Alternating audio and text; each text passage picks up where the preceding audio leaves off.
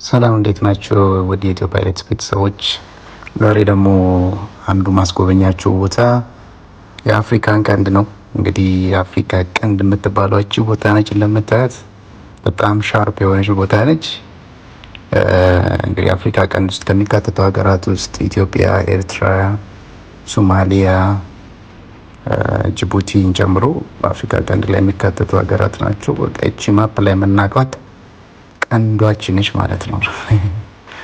እና እንግዲህ ባለፈው እንዳልኳችሁ አንዱ እዚህ ስራ ላይ እንጆይ የምታደርጉት እንዲህ አይነት ነገር ነው። እቺ ደግሞ ከአፍሪካ ቀንድ ውዋ ከተማ የምትባለው አዲስ አበባ በማታ እቺን ትመስላለች። በጣም አምሮባታልና አሁን እንግዲህ ተጋበዙልኝ።